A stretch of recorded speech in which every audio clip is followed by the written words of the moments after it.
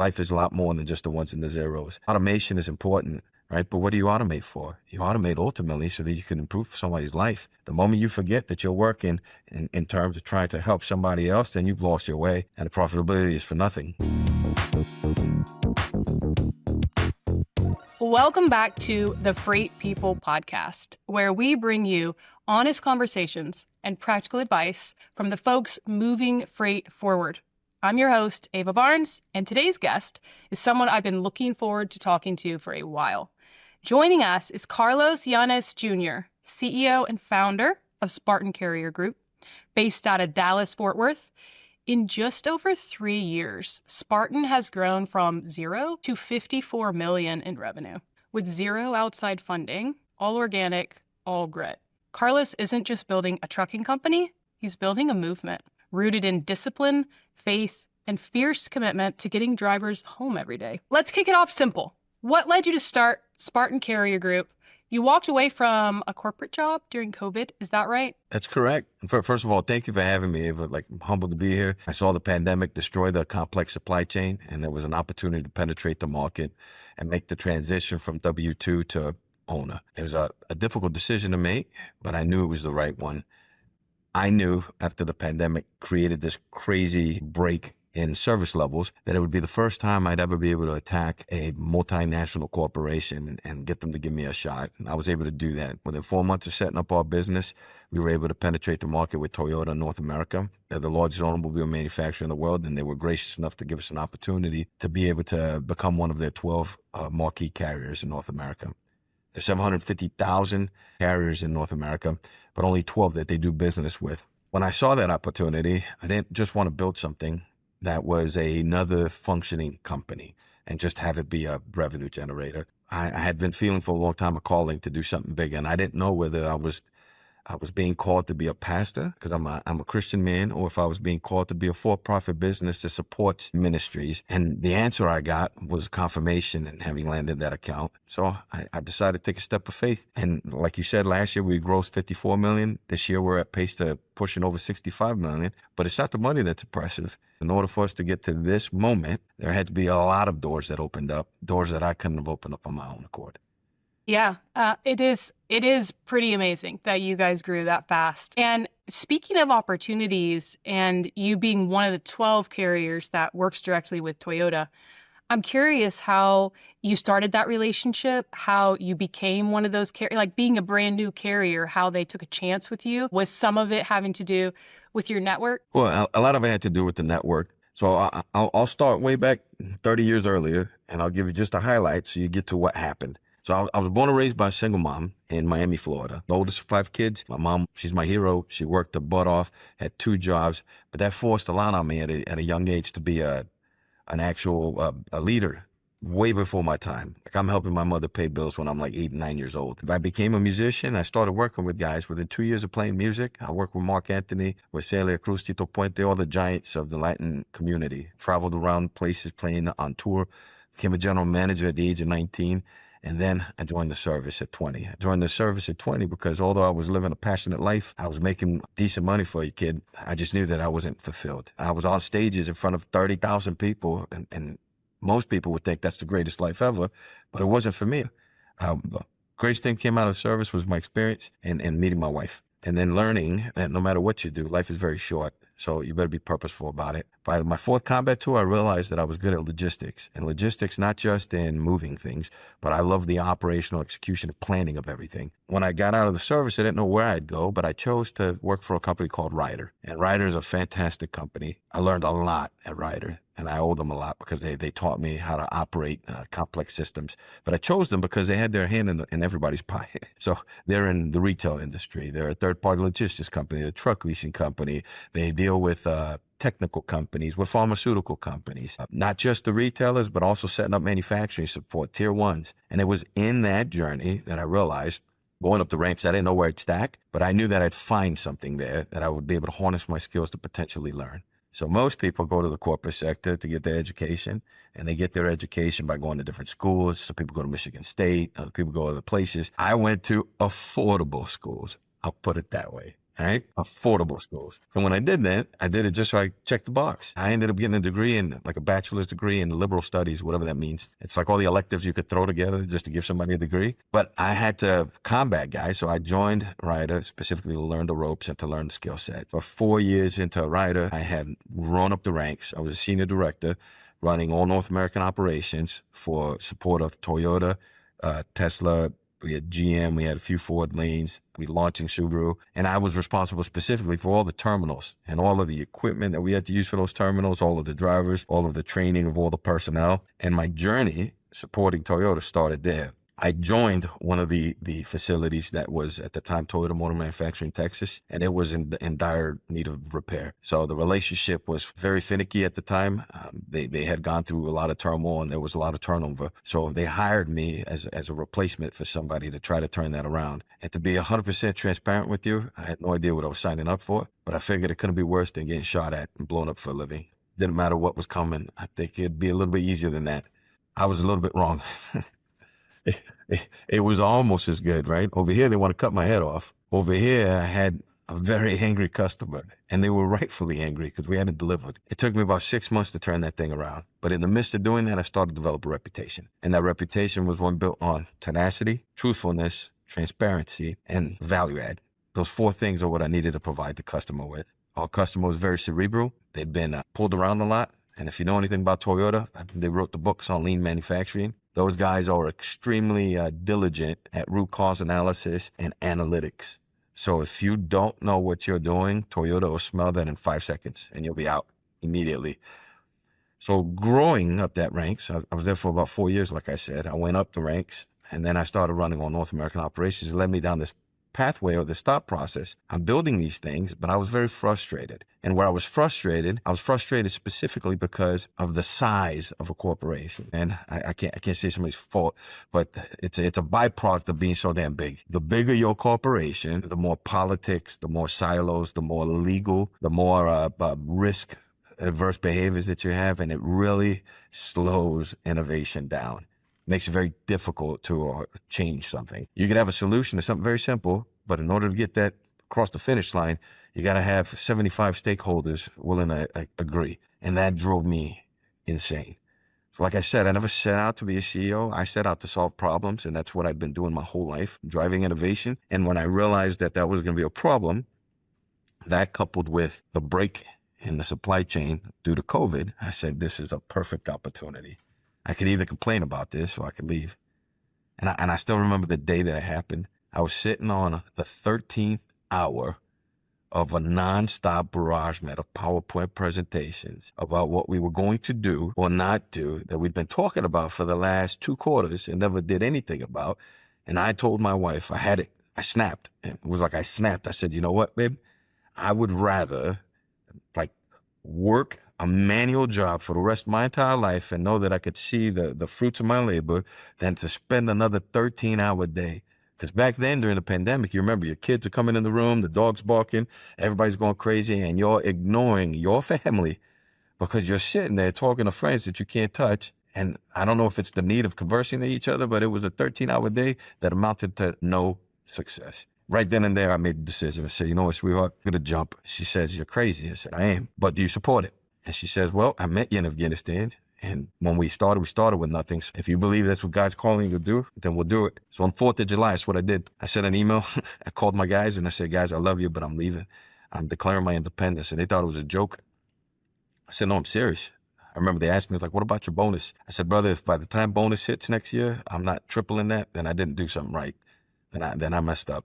So I took a chance, and to finalize the arc of this story, after I initiated a business, I started supporting some of my competitors to be able to build my enterprise, and I recycled all of my earnings. I was offered a 7-figure salary by 2 separate companies, and I said, instead of you guys paying me a 7-figure salary, I'd rather you pay my LLCs, and then I could hire my talent. And that's what I did. I took the money that I received, and then I started recycling earnings, created a brokerage. The brokerage then landed freight, and then I started buying assets. And that whole story, I got a book that's going to come out that's going to tell you in detail how I did it. I don't advise anybody to do it the way that I did. It was very risky, but it paid out. That's why I know it was of God, because it could have been devastating. I decided to jump, and when I did, here's what ended up happening. 4 months into our business, I reached out to the company. I said, hey guys, I have got my own company. I'd like to figure out how I could possibly bid on one of your pieces of business. And the person who I spoke to said, it's funny, we've been watching you. We're waiting to see when you guys were going to reach out. And they were fortunate enough, to Toyota's credit, give us a little chance, just one little tiny chance. And that's how we got in. They knew who I was, my reputation had preceded myself, because I had done very good work for them. And I think they were intrigued by why I would jump. And a lot of guys that knew me decided to follow me. We didn't plan that. I jumped on my own accord, thinking I'm going to go do this and I'm going to build a team. But these guys just saw that I was doing something different and jumped ship too. I guess they were tired of the PowerPoint presentations also. Yeah. Yeah. A totally relatable story with the PowerPoint presentations, Carlos. It sounds like, you grew up in an environment, being the oldest of 5 kids, single mom. You learned how to be tough. You learn how to think like a leader. You learn how to solve problems. And then you continued to do that, on the battlefields. Yeah, you've got that combo, secret sauce, toughness, tenacity, faith, to get you through hard things and hard questions. And there were a couple things you said that I'm curious about. One of them is recycling earnings. I'm curious about that strategy. Did you have savings? Like, were you able to pour everything you made back into the business at the beginning? Well, that's what I did. I just learned how to live without. Most people, they get their first taste of success, and the first thing they do is they go out and buy commodities, right? I learned a valuable lesson 20 years earlier. I remember being a young kid, get dropped off in Kuwait. We're getting ready to invade Iraq. And I remember packing. I'll never forget this. My first sergeant said, hey, boys, pack your bags like you're not going to see anybody for the next 6 months. So in my young mind, I had loaded that thing up. I looked like a Ninja Turtle. I was about $150, and I'm walking down the desert sands of Kuwait, crossing into Iraq. We were on like 1,000-man convoy, 1,000-vehicle convoy. And when we started walking, it wasn't that sand that you get to like walk on. It was like where you're sinking into. And about 3,000 meters in, I'm done. Like, I'm out for the count. I realized right then and there, I said, there's a lot of crap that I think I need, and there's things that I have that I really do need. And I took that thing apart, I tore everything out of it, and I kept the bare necessities. Remember, I kept socks. I kept toothbrush, toothpaste, all that was gone. I kept socks. I kept a couple T-shirts. I kept snivel gear for the cold. I kept all of the food that I could possibly pack and all the water that I could pack, and then my full combat load. If I got to haul all this crap and I got to carry this burden on my back, it better be only what I need. And that lesson has transpired across my whole life. God's done a lot for us, and we live very well. But you'll never see me. If you see me in a tiny little sports car, you'll never see that. You know why? Because I'm a noble person, man. I like to slide in and out of my big-ass truck. I've got a huge dually, right? I'm a person built for comfort now. And I look at, what do I really need? I don't need a lot. I wear T-shirts to work. If you see me in a suit, it's because somebody more important to me I got to talk to. And I keep it simple. Achieving is a byproduct of just never giving up. And you don't need to be super smart to be successful. All the guys that work for me are smarter than I am. I'll happily admit it. I just have probably the better scope of life. Like, I don't care for things that way. I care about my relationships, and I care about people that I speak to. Like right now, I'm speaking to you. I'm here in this moment with you, and the whole world could pause. I'm here, and I'm purposeful about who I'm talking to and what I talk about. That really is the secret. Yeah, absolutely. To be present with the people that you're with. And honestly, as a side note, you and I are living right now in this technological revolution. AI is changing the game. And I actually think relationships, human relationships, talking to another person face to face is going to become more important than ever. It sounds like you value that and have always valued that. And that's, going to be something we crave, because more and more things are written by AI. You've got AI bots and social media. And so it's like that just human presence is going to be so valuable. So I totally agree with you there, to like bring your presence to the situation. And I would love to hear a little more about Martha. I've heard some cool things about this story. Talked to Bobby Green working over there with you. And how did you guys meet and decide? And does she still support the business today? She does. So my wife supports the business, but we're balancing our life because we got 2 little ones that are still in school. I got a 6-year-old and a 10-year-old that's going on 18. So she's managing that while helping manage the business. And she supports me a lot because I have to be involved in a lot of the complex planning.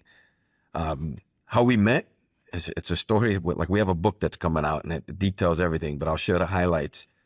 I knew, she didn't know. I knew the moment I met her. We're in Afghanistan. It was my 4th combat tour. And to give you the scene, I'm one of 35,000 men in a base where everybody's a warfighter, and they're all built way better than me. So I've got these men at the zenith of power. They all look like Gaston, right? These guys they're super cut up and built. I was in really good shape, but I wasn't built that way. And I come across the most beautiful woman I'd ever seen. And when she walked, to me, it was like the movies. Everything slowed down. I saw her. She had piercing green eyes, and her hair was all tied up in a bun. And she walked, and I could see majesty, like regalism. She was regal, very different than everybody else. She seemed like she didn't belong there. And she carried herself with so much dignity and respect, and I was so enthralled with that. I said, this woman is something else. I saw her. To her, I just looked like another guy. I'll be honest, right? And I remember that I saw her, and I knew. I was like, this is going to be the one. By my 4th combat tour, now I was heavily involved in logistics. So I'd left the infantry world. I had left music. Now I was in logistics. They happened to appoint her as the investigating officer for a financial liability investigation for property loss. So what are the odds, out of all the people on Bagram, that the one person that I had noticed that I wanted to speak to would show up to my office? As soon as she walks in, I said, ma'am, I can help you. Why don't you come on over? She drops off her paperwork, and I took her to lunch. I said, let's go eat, and then we can talk about this. So I looked her in the eye, and I asked her the most awkward thing that any man would say. I looked at her and I said, ma'am, I need to know what's wrong with you. She said, what's wrong with me? What's wrong? What the hell's wrong with you? What kind of stupid questions is that to ask? And I told her, I said, babe, listen, I could sit here and tell you that you got the most beautiful eyes I've ever seen on a woman. I could tell you you are gorgeous. I could tell you that everything that you do stops in my mind when I see you. I could say all these things, but to you, I'm just another guy. But I'm not anything you've ever thought to look at. I'm not anybody you'd ever consider even speaking to. If you just gave me a shot, I'd be everything you ever needed. And she looks at me, she's like, what? She's like, what are you saying? What are you, crazy? Are you insane? Like, I don't even like you like that. You're like a cute little boy. That's what she said, I swear. She said, you're like a cute little boy. I was about 100 pounds lighter back then. So she said that to me, and I went for it. The note was this. It was strategy. Why? Because she had no idea that anybody would ever be forthcoming like that. And it was very unique. Everybody else would tell her all of the things that I would have already said. And because I didn't look the part that everybody else had, I was ill-equipped. But if I didn't take that shot, I'd never have it. Short version of the story, 6 months later, she was my wife. I told her the day that we were there, I said, ma'am, if you allow me, in 6 months, you'll be my wife. Well, 6 months to the day, give or take a day, we were sitting there before the justice of the peace, and she was accepting, she accepted my hand in marriage, and changed my life. In the midst of doing that, before I could say I do, I had this thought in my mind, and I was old-fashioned, even though I didn't have a father. Like, I didn't have a man to raise me in that way. I always saw it in the movies that I got to go ask for a hand in marriage and just want to do the right thing. I reached out to her father, and I said, I had already proposed to her, but I said, before we can go through with this, I need to get your father's blessing. So we flew down to California, and I went and met with him. He didn't know I was coming, which was a whole nother story. That's for another episode. Funny story. I showed up with flowers. He thought I was just a delivery guy. I said, sir, I'd like to meet you. And she introduces me. She tells him that we're going to get married. And I asked for a hand in marriage, and he was thrown back. And when he realized that his daughter was dead set on doing this, and if you ever meet my wife, she's very strong-willed. Like, she's not for the faint of heart. My wife's a leader's leader, so we argue like this all the time because we're both headstrong, right? So when you meet her, she said, look, I'm going to marry this guy. But my father-in-law said, well, I guess I'm going to have the talk. And he's the guy that brought me to Christ. He gave me the gospel of Jesus Christ. He did so in a very cool way.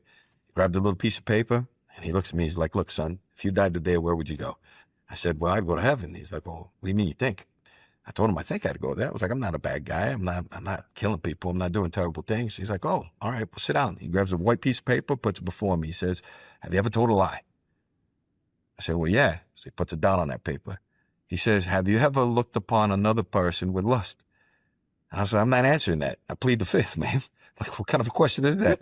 He's like, no, be truthful. I said, well, of course, every person has. He puts another dot on there. And he looks at me and he says, what do you see? I said, well, I see a paper with a couple dots. He's like, yep. Is it blemished? I said, well, yes, it's not perfect anymore. And this is what he told me. It changed my whole life. I'll share with you. It's very short. He said, to God, being a perfect, just person, because he's perfect, you can't stand before a perfect person in your fallen condition. And since you can't go back in time and fix these things that you've done, right? There has to be a payment for these penalties, because God wouldn't be a just God if he allowed you just to get away with it. Somebody did something terrible and you just slapped them on the wrist, told them to go. There's no justice in that. So somebody always has to pay. He said, but where his infinite justice meets his infinite mercy is at the cross, when he himself delivered himself. God becomes the flesh to pay for the sins that you have done as payment of your penalties. And he says that if you so just believe that he died for your sins, then your sins will be forgiven. So turn away from your sins and give thanks to where it goes. God died for you. He died for me. He died for all of us. And that's the good news of Jesus Christ. And when he wrote it to me and showed it to me in such a simple way, it just blew my mind. My whole life, at this time I was 33 years old, my whole entire life, I'd always been missing something. And I'd always taken one step ahead of the other. That's why I had so many lives. That's why I was a musician. That's why I worked as a general manager. That's why when I got to the corporate America, I was always trying to fix things. And I was never happy. There was always something missing. And when I decided that I was going to build our company, I remembered that message recall in my mind. And I said, if we do this, it's going to have to be a Christian business. I have to tell everybody else there's more to life than just ones and zeros.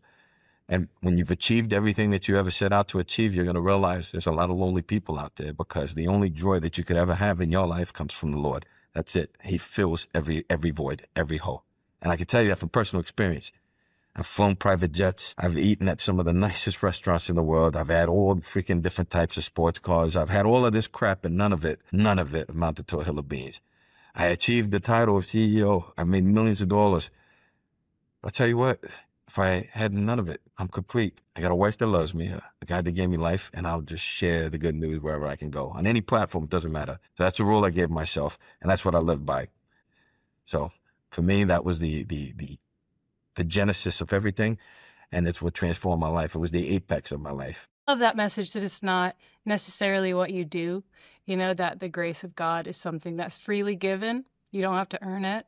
And it is such a wonderful gift. And I do think it lifts burdens, to understand that you don't have to pay the price for all of your mistakes and your wrongdoings and whatever we've all messed up plenty of times, and that could be washed away, is truly a beautiful and freeing message. And you said at the beginning that you were like, I'm going to be an entrepreneur or a pastor.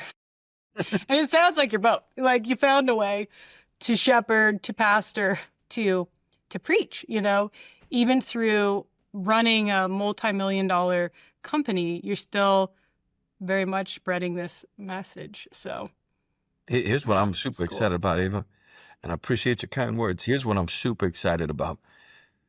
Everybody always looks at the result, right? And they measure success by a result. But I have enjoyed every second of this journey. Right now, we're going through a revolution of artificial intelligence, like you said, and so many people are right now freaking out. What am I going to do? I went to school so many years to go do this, and now I won't be able to do that. How am I going to provide? I've had all kinds of enemies pop up out of everywhere. People from my past lives when I was a heathen, when I was walking in the world. I mean, you can't be a professional musician at 16 years old without having a dark past.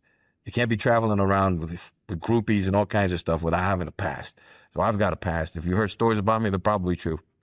Here's where I am. I'm a child that was rescued and saved by grace. And if he could do it for me, he could do it for anybody. So I say that and I spread it. The journey. I've seen marriages restored. I've seen guys become better fathers. I've seen workers work as if they're working for God and not of themselves. We've been able to survive turmoil, turbulations, where everybody else was down a path of decline, right? During the tariff situation, et cetera, you had companies shutting down 20, 30, 40,000 people. You had some companies, they'll remain nameless, right? For the sake of not wanting to get sued and having to fight all of them. But they'll go out there, they have a new integration with AI, let's go fire 60% of our workforce. I'm like, their success will be short-lived, mark my words, because what you have in this life is temporal. And all those decisions made specifically just to gain a comfort level and a short path on this world, while you're damaging the image of God, which is not taking care of your people, right? That's going to be a short-lived venture. And I pray for those guys. right? Because life is a lot more than just the ones and the zeros. Automation is important, right? But what do you automate for? You automate ultimately so that you can improve somebody's life.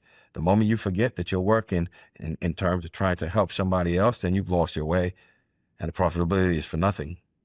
The Bible says clearly that the Lord would take that money like moths, just destroy it right before your very eyes. It's a fool's errand. Take care of people, love them, meet them at their level, and do God's will for you. And when you walk in His will, your life's transformed and you have peace every day. So I don't care if we get to $1 billion. I think we could, because I think our mission, God is blessing in that way. I think that He wants for us to be able to reach the masses. As long as we stay true to His mission, He'll open all kinds of doors. Right? But the intent is never there. Our intention now, and I know I'm going long, but there's a purpose for this. It's not money that's evil. It's the love of it. It's idolizing money and making it your God that becomes evil, right? Money's necessary here for us to trade, etc. But what we've done now is we found a way to be able to create revenues that we could then invest within the kingdom. And that's what we're after. So every time that we're making money, we're looking at what's the next ministry, where we're getting into imaging centers and trying to create imaging centers so that we can leverage AI to be able to detect diseases and things like that faster, right? That's why I'm investing in AI and technology, trying to understand it. We've just bought like 5 data scientists and programmers so that we could start getting involved in different things outside of just transportation and logistics. We've actually got 7 companies. Spartan Carrier Group's the front runner. But we've got all these other companies that support that mission. We're looking at how do we develop schools and how do we transition people. So we're investing in franchising our CDL schools, growing that enterprise so that we can help transitioning people. As AI takes hold, certain jobs are going to become obsolete. And if they can't transition within AI, well, trucking and transportation, it's an easy resolution, right? Nobody's born driving a truck. That's a skill that you can learn, right? So it becomes a denominator. And we can use that school to then build maintenance schools to deal with autonomous vehicles. We can build plumbing schools, AC certification schools, etc. Just ways to be able to help people transition and still navigate this world. I love that. Yeah. And honestly, I think when you become powerful, and successful and you make a lot of money, it can be a threat to your soul. You know what I mean? Like they say, power corrupts people. But if you have this like strong foundation of faith where you are choosing to humble yourself every day, it's like a buffer, against it corrupting you. And so it's cool to see that lived out, in your story. And I'm curious because I know you guys have a different way of doing business with your drivers. Yeah, how do you approach that, like hiring and keeping drivers? Well, it starts off right with the mindset of the driver.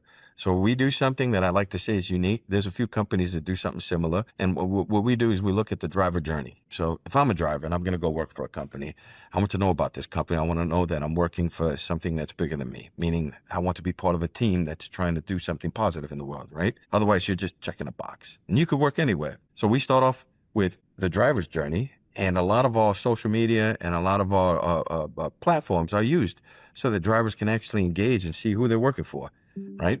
So that's first thing. Second thing is what we do that's kind of similar to other companies is we have what's called a relay network. So instead of running team transit and having to live your life in a truck 24/7, right? We break down all of our route structures into milestones, probably 250 miles out, 250 miles back. It gives a driver an average of a 10-hour workday, and that's a 50-hour work week. And since we delve heavily in manufacturing support, we have more time off so that we can balance that life. If you're going to be successful, there has to be a time and place for everything, right? If you have a family, how are you going to be a father if you're never there? How are you going to be a mom if you're not there? And if we want longevity and we want this to be able to work for long-term society, then we have to adjust what we do for that purpose. And we've had a lot of success. So our turnover is way less than industry standard. And because our message is consistent, people that come looking for you already know what they're getting. So it's not like a bait and switch. You might present yourself as we're this glorious company where we got it all together. And then you show up and you're like, this isn't what I thought it was. Well, here, we're authentic. We're exactly who we are. We don't claim to be the best at anything, but we do claim to be the most transparent. Okay, so you're understanding where the drivers are coming from, giving them something bigger that they feel like they can be a part of. So you're sort of acknowledging the soul and the desire for a higher purpose. And you're also trying to respect their schedule and their family lives and support that. And you guys have been able to retain drivers a lot more than the industry standard. Okay, I gotta ask, what made you choose Alvys? As a TMS, you guys are such like a forward-thinking, visionary logistics business, a set of logistics businesses. Why did you choose Alvys? Was there a problem you were looking to solve that you thought Alvys would solve better? Yes, that's a great question. So it's a few reasons. One, we branched off and blew up across North America. So we got 12 locations across the country, and we're in Mexico. We do a lot of cross-border work.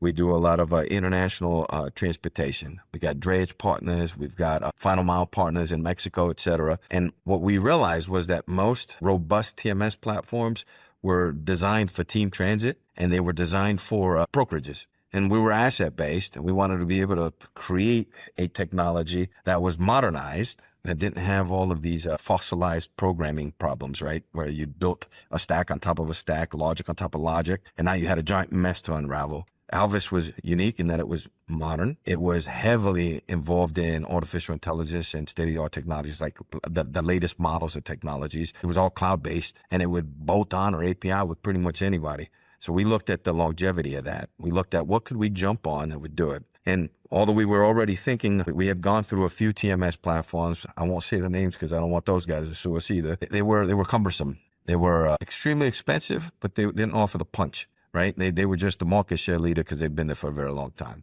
But we knew if we were going to be in this dynamic world where we needed to enhance AI optimization into all of our technologies, right? From our recruiting strategies to our engineering development to our utilization, visualization dashboards, our ERP systems, I'm thinking 10 years ahead. I need to have something that's robust enough and versatile enough to be able to, or agile enough to be able to engage all of these different elements from a technical perspective. So we had made a decision that Alvys was one of the two companies that we were gonna close with. And what tipped the scales is I finally got to meet your CEO. And when I met the founder, I met him, and he's a wonderful man. And we hit it off. He saw something different in me. I saw something different in him. I think that we were both chasing something, and I could see that he was a true visionary. Most investors in Wall Street, if you believe this or not, only the kids go out there and play the algorithms to tell them where they should bid. The guys that have been highly successful, they look at who the company makeup is that's actually developing something. And if they believe in that guy or that girl, well, then all of a sudden they're like, you know what? I think this business is going to expand and grow and exceed expectations. So I believed in your founder. As soon as I saw him, we talked. We had a technical conversation and we had a spiritual one. And I just thought he was a fantastic human being. And if I'm going to do business with somebody, it has to be somebody who's got a like mind.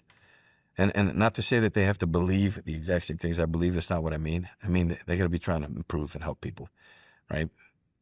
And that was it. That was the closer. I knew that if I got into a bind, that I had a partner that I could reach out to in good faith and say, hey, brother, I'm stuck here. We're trying to develop this. Is there an enhancement we could work with? And that he would collaborate to be able to achieve that goal. I think that's what makes you guys unique. That's why you're exploding on the scene.